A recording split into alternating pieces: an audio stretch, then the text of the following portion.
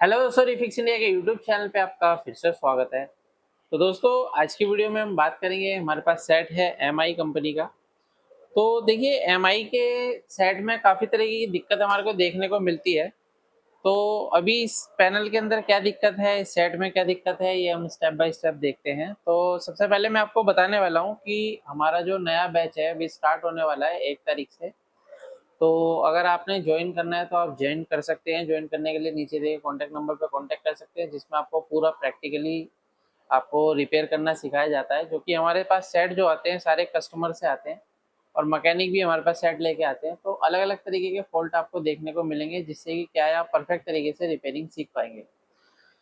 तो चलिए स्टार्ट करते हैं। मैं आपको दिखाता हूँ कि अभी हम इसको किस तरीके से रिपेयर करते हैं। तो अभी जो मैं आपके सामने रिपेयर करता हूँ ये एक बेसिक प्रोसेस होता है।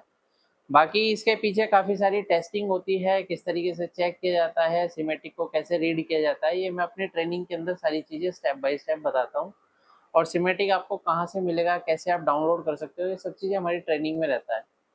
तो अगर आप भी एडवांस लेवल पे ट्रेनिंग सीखना चाहते हैं या फिर करना चाहते हैं, अपने काम को आगे बढ़ाना चाहते हैं, तो आप नीचे दिए कॉन्टैक्ट नंबर पर कॉन्टैक्ट करके अपनी सीट बुक करा सकते हैं और ट्रेनिंग लेने के बाद अपने काम को आगे बढ़ा सकते हैं।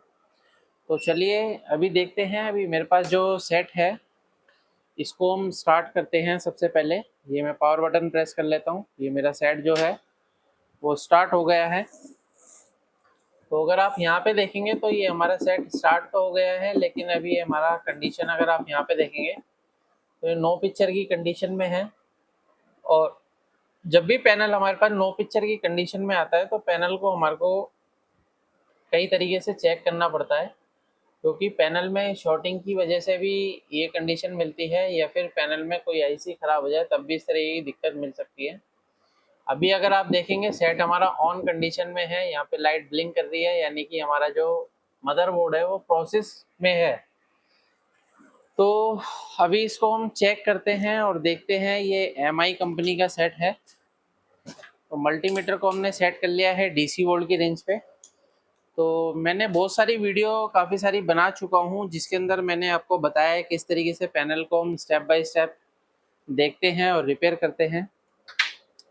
फिर भी अगर मैं आप अगर नए हैं तो नए के हिसाब से मैं वीडियो बना रहा हूँ। तो अगर आप जीरो से एडवांस लेवल तक देखना चाहते हैं, सीखना चाहते हैं, तो इस वीडियो को एंड तक ज़रूर देखें। तो यहाँ पे अगर आप देखेंगे तो ये फ्यूज़ है, 12 वोल्ट की सप्लाई हमारी आउटपुट कर रहा है, यानी कि हमारा जो मदरबोर्ड है वो बिल्कुल परफेक्ट है।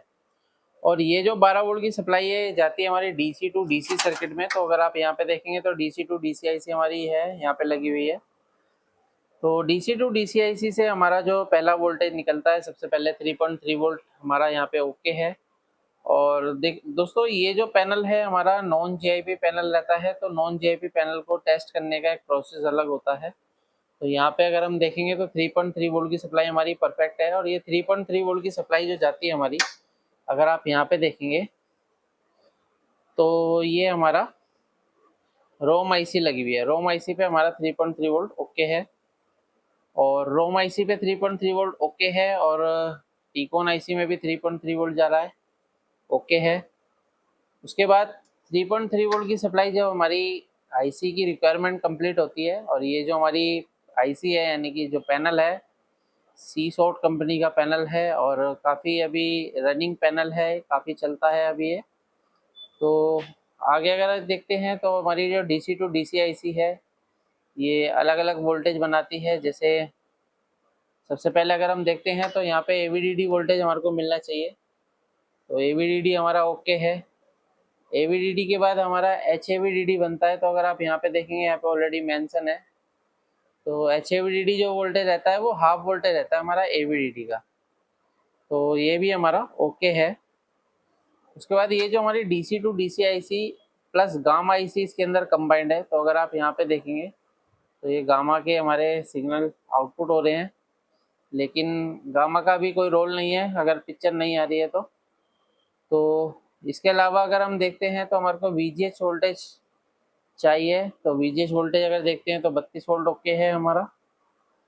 32 वोल्ट के बाद अगर हम देखेंगे तो वीजीएल वोल्टेज, तो यहाँ पे अगर आप देखेंगे लिखा है वीजीएल, तो वीजीएल पे चेक कर लेते हैं। वीजीएल भी ओके है हमारा -6 वोल्ट।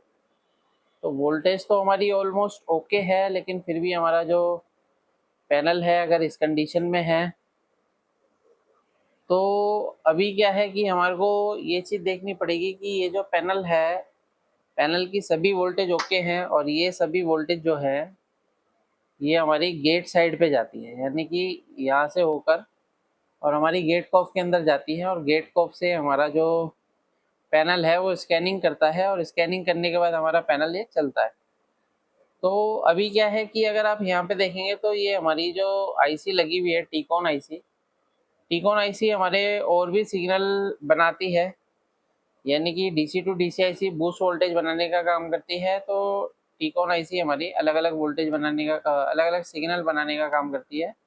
जैसे अगर आप यहाँ पे देखेंगे पीओएल सिग्नल है, एसटीवी सिग्नल है, ओई सिग्नल है, तो ये सभी सिग्नल हमारे बनते हैं। तो अगर आप यहाँ पे देखेंगे तो 1.6 के अराउंड हमारे को यहाँ पे वोल्टेज मिल रहा है। दूसरे पे देखते हैं, यहाँ पे हमारे को देखिए वोल्टेज मिल रहा है 0.1645, यानी कि यहाँ पे वेरिएशन है। और आगे बढ़ते हैं तो यहाँ पे देखते हैं तो यहाँ पे हमारा 3.3 वोल्ट स्टेबल है, लेकिन यहाँ पे और देखते हैं तो यहाँ पे हमारा वोल्टेज स्टेबल है, यहाँ पे हमारे को वोल्टेज में वेरिएशन नज़र आ रहा है। तो यहाँ पे देख सकते हैं कम होता जा रहा है ये। और इस रेजिस्टेंस की अगर इधर की साइड देखते हैं तो यहाँ पे भी हमारे को वेरिएशन नज़र आ रहा है। तो एक बार हम यहाँ पर क्या काम करते हैं, पहले देखिए यहाँ पे जो हमारे सिग्नल आउटपुट होते हैं जो जाते हैं हमारे गेट कॉफ के अंदर, और गेट कॉफ में जाने के बाद हमारी गेट कॉफ स्कैनिंग करना स्टार्ट करती है। तो सबसे पहले हम ये जितने भी रेजिस्टेंस है तो रेजिस्टेंस का हम मेजरमेंट लेते हैं। तो सेट को ऑफ कर लेते हैं, मल्टीमीटर को सेट करते हैं यहाँ पे होम्स रेंज पर। सेट करने के बाद यहाँ पे अगर हम रेजिस्टेंस चेक करते हैं तो अगर आप यहाँ पे देखेंगे तो हमारे को जो रेजिस्टेंस दिखाई दे रहा है, देखिए यहाँ पे हमारे को 22 ओम्स की रेजिस्टेंस मिल रही है। यहाँ पे अगर हम देखेंगे तो ये हमारे को 0 ओम्स दिखा रहा है। और यहाँ पे अगर हम देखेंगे तो यहाँ पे हमारे को 21 ओम्स दिखा रहा है। और आगे देखते हैं तो यहाँ पे भी 21 ओम्स और यहाँ पे भी 21 ओम्स। तो यहाँ पे अगर हम देखते हैं तो हमारे को अभी यहाँ पे देखेंगे तो अभी हमारे को 0 ओम्स दिखा रहा था, अभी हमारे को वैल्यू देखिए यहाँ पे कभी शिफ्ट हो रही है, कुछ हो रही है, इस तरीके से ये वेरिएशन कर रही है वैल्यू यहाँ पर। तो ये आप देख सकते हैं किस तरीके से वैल्यू में वेरिएशन है। तो अभी क्या है कि इस तरह की कंडीशन आती है तो देखिए इसके लिए आपको चाहिए इस तरीके की पीसीबी। तो ये मेरे पास सेम पीसीबी है, तो पीसीबी के अंदर अगर मैं यहाँ पे इसकी रेजिस्टेंस वैल्यू चेक करता हूँ तो मुझे यहाँ पे जो वैल्यू मिल रही है वो 23 ओम्स मिल रही है, यानी 22 ओम्स, ठीक है। यहाँ पे देखते हैं तो ये भी हमारे को 22 ओम्स के अराउंड ही मिल रही है। और यहाँ पे अगर देखते हैं तो यहाँ पे भी हमें 22 ओम्स मिल रही है। तो अगर हम बीच वाली रेजिस्टेंस की बात करें तो बीच वाली रेजिस्टेंस हमारे को डाउटफुल लग रही थी यहाँ पे, जो कि 22 ओम्स दिखा रहा है। और यहाँ पे अगर हम देख रहे हैं तो यहाँ पे हमारे को रेजिस्टेंस वैल्यू शिफ्ट नज़र आ रही है। तो अभी क्या है कि ये जो हमारी वैल्यू शिफ्ट नज़र आ रही है तो ये हमारी एसटीवी सिग्नल की है। यहाँ पे अगर आप देखेंगे तो ये एसटीवी सिग्नल की रेजिस्टेंस है। तो इसको हम सबसे पहले रिप्लेस करके देखते हैं, क्योंकि अगर हमारा एसटीवी सिग्नल गेट ऑफ में नहीं जाएगा तो पिक्चर नहीं आएगी। तो यहाँ पे से हम इसको इस तरीके से रिप्लेस करके देखते हैं और पैनल की कंडीशन देखते हैं। जब भी पैनल के अंदर सभी वोल्टेज ओके होती हैं तो कहीं ना कहीं हमारे को सिग्नल में कहीं ना कहीं प्रॉब्लम नज़र आती है। तो अभी तक मैंने काफ़ी सारी वीडियो बना चुका हूँ वैसे तो, लेकिन पैनल को बेसिक स्ट्रक्चर समझने का एक प्रोसेस होता है, पूरी तरीके से काम करने का एक प्रोसेस होता है, किस तरीके से सिग्नल बनता है, ये मैं अपनी ट्रेनिंग के अंदर पूरा बताता हूँ प्रैक्टिकली। तो यहाँ से हम रेजिस्टेंस को निकालते हैं और इसमें से हम देखिए निकाल के और यहाँ पे शिफ्ट कर लेते हैं।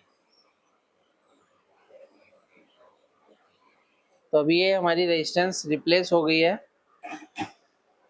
तो यहाँ पे जब हम रेजिस्टेंस को शिफ्ट कर लेते हैं, शिफ्ट करने के बाद अगर हम यहाँ पे वैल्यू चेक करते हैं रेजिस्टेंस की कि कहीं हमारे सर्किट में कहीं और प्रॉब्लम ना हो, तो यहाँ पे हम एक बार और रेजिस्टेंस की वैल्यू चेक कर लेते हैं। तो अगर आप यहाँ पे देखेंगे तो 22 ओम्स हमारे को दिखा रहा है।